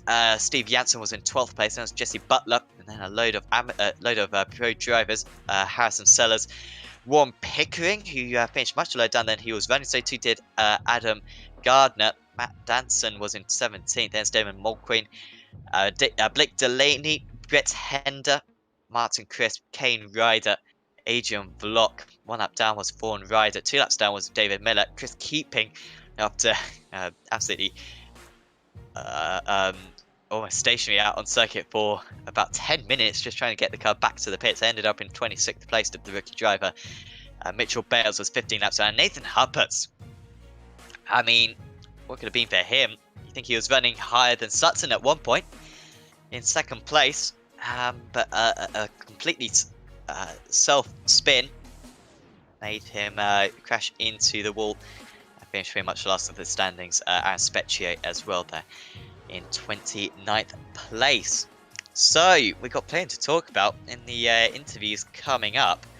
I think first up, we've got Brenton Hobson in the commentary box with us. Congratulations, Brenton. A brilliant race victory, and really it was made by that strategy call. Safety car came out, you took tyres, and many of your rivals didn't, and that seemed to be the turning point in the race. Yeah, thanks very much. Sometimes it's better to be lucky than smart, I think. I don't drive these cars, so I don't really know what the strategy call should be, and I didn't know whether or not you could go that far on tyres or not, but I just figured that the pit stop would be longer with the tyre stop, so we'll get that out of the way under yellow, we'd lose less time under green and see what happened. And then all the cars around me just drove out of the pit lane after about 5 seconds of fuel, and I knew that I might have been in trouble, but we just stuck with it, persevered, and just it fell our way in the end. And then also, what helped you out a little bit later on was your second pit stop. You were running with Joshua Thomas, of course, who had also done for the same strategy. I can't remember if you were ahead or behind Joshua Thomas, but he stayed out a long time, so you were like lap 60 or something. You pitted only after about half an hour into the race. I mean, what was the thinking behind that? That was just a pretty basic strategy call for me, because I decided straight away when I was at the back of the pack it was going to be trouble. I didn't know how it was to try and pass around here. It's not probably the easiest track to pass on, and I was right. I got behind some slower cars and had trouble working my way through. So I made it just so that I could get to the minimum lap for fuel to get home, come in and get out of traffic as early as I can and look for clean air and just try and not get held up by anybody. So that was the thinking behind that call. At what point in the race did you think, hang on, I'm going to be in the lead here? And also, who were you fighting as the race was going on? Who were you keeping an eye out on? Were you most concerned about Joshua Thomas, or were you most concerned about Craig Edwards? What was your thinking in that regard? I'm a pretty simple person. I was more worried about myself, to be honest. I was worried about beating myself. I knew that Sam and whoever it was the leaders at the time, but I didn't know Josh, where he was as far as strategy goes. I didn't even realize he was the leader or that he was on the same strategy as me. I actually thought that it was probably just me against the other two behind that I was really worried about. I didn't realize that he was going to slot out right behind me there. So I didn't really know. I was just more worried about trying to keep the thing on the track. It was a handful of times and I kept on making little mistakes everywhere, but I was more just worried about myself more than anything. And how were the tyres as well by the end of the race? I mean, that must have been tricky in those closing stages with tyres which were about an hour and 20 minutes old, and of course with the pressure as well, you were behind as well, but you didn't seem to make any mistakes. So it was quite impressive.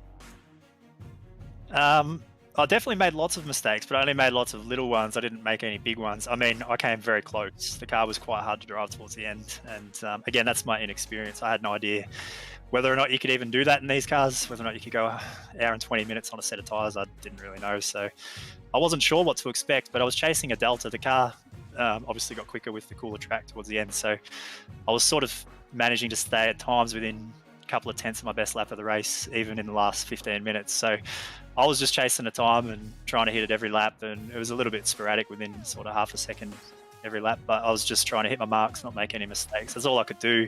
I expected them to catch me when I saw them come out of the pits 15 seconds behind with 30 laps to go. I was expecting them to be punching at least a second a lap quicker. So I thought they would have got to me, but I just kept my head down and tried to stay out of trouble, and it worked out. Well, it's a fantastic result for you today, Brenton. Congratulations. Is there anyone you'd like to thank before we say goodbye?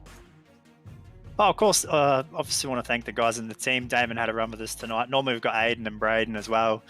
They weren't here tonight, but a shout out to all the guys at SSR.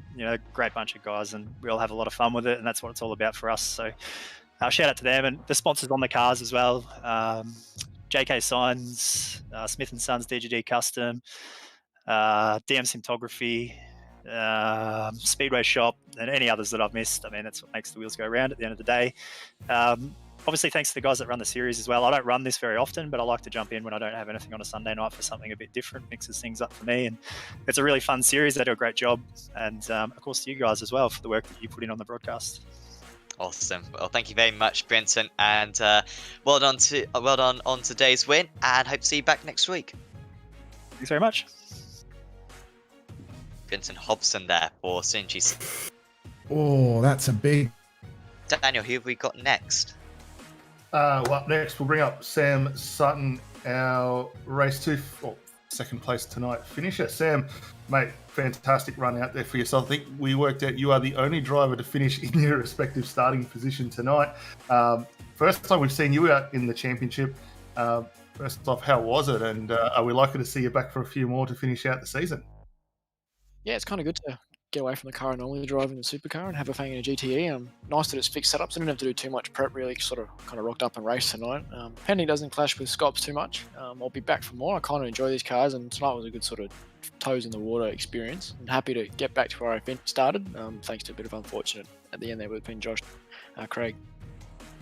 Yeah, well, we'll come back and we'll touch on that because that was a really interesting finish off to the race. But probably for a lot of the viewers that know you from V8 land, how did you find the difference in jumping from what you traditionally know with the supercar coming across to the GTs tonight? You can just throw it around a bit more. There's a lot more aero on the car. I was flat almost to the bridge up into T1 or T2 basically, so a lot more committed, and I think that probably showed I was a bit overcommitted or overzealous with the aero tonight running wide. It wasn't consistent enough to stay with Craig. Had the pace on one lap, but just couldn't stick a 4-lap run together basically. Yeah, and then moving on towards the back end of the race, obviously you were closing in on Edwards and Thomas at the very end there. We saw what happened at the end of turn 11 there on that final lap.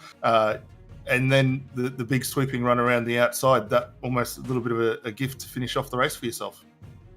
Yeah, I saw the headlights facing the wrong way coming into the braking zone, and I thought, I'm on here. And then Josh started to drive towards the tyre bundle, so there's a diminishing gap between his car and the tyre bundle. Managed to sneak through and had the drive to get around him on the outside and come in second, which was really fortunate. I was sort of settling for P4 there once I realised I wasn't able to close the gap to at least Josh as much as I wanted.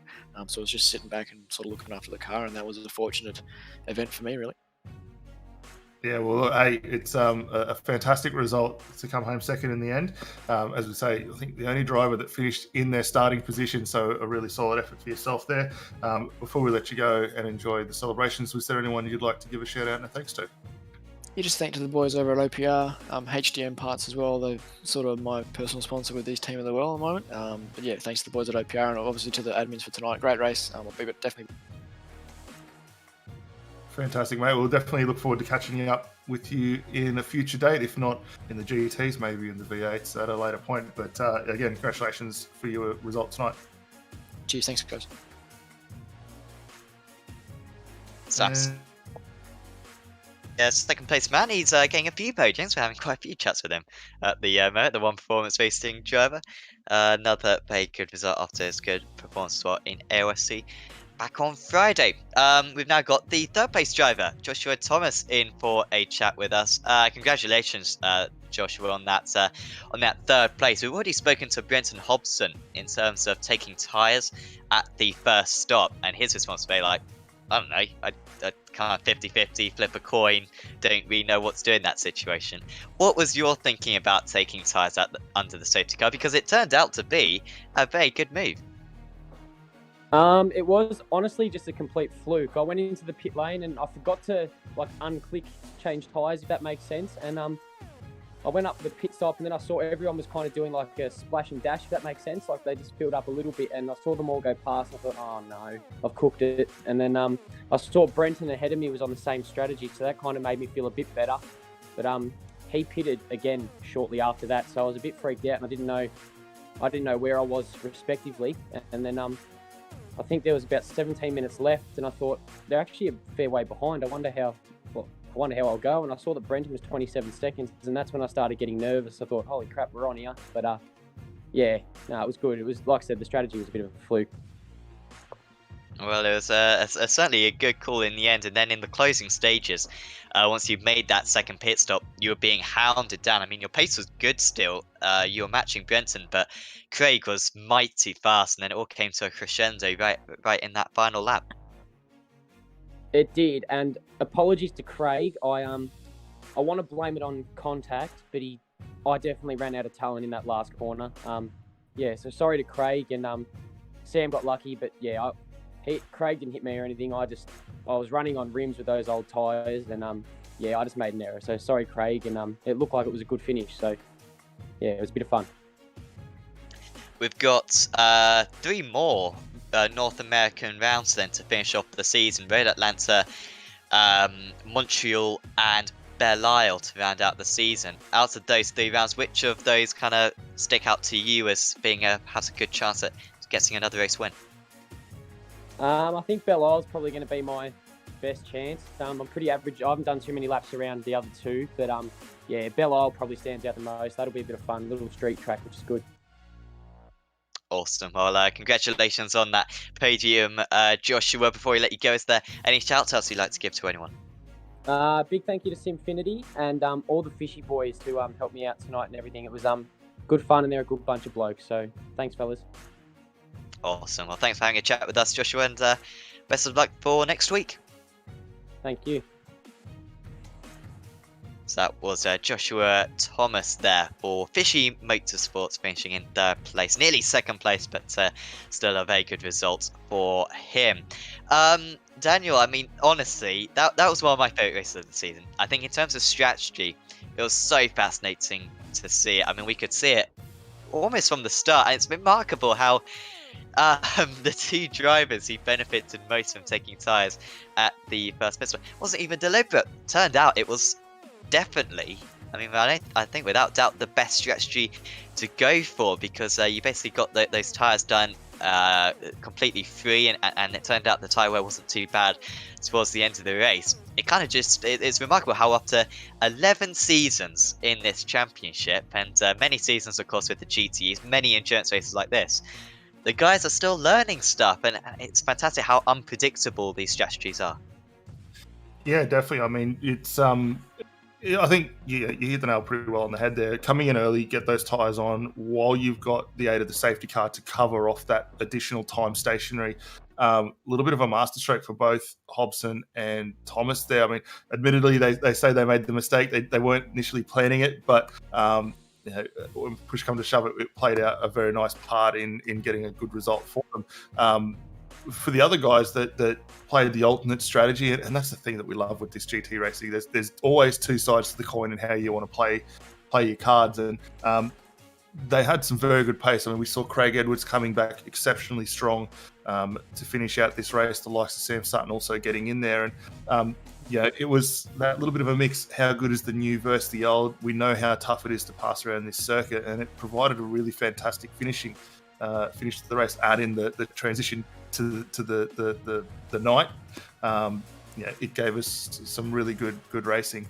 Next week we're going to see exact same thing again. Obviously we're going to keep a very flowing circuit from what we've seen tonight, we're going to go to Road Atlanta next week. We saw the supercars there a few weeks ago, and just how difficult it was for those cars to get around. We're going to see very similar things next week in the GT cars. There's a couple of really key overtaking points. There's some very tricky corners, especially that run up to turn 2 where it's a blind crest before you dip down through the hills. So the guys are going to need to work on getting consistent with these cars, find out how the edge of these setups, and I think we'll be in for another great one. Obviously, it's a 45-minute, only one mandatory stop, so it's really going to throw the doors wide open again.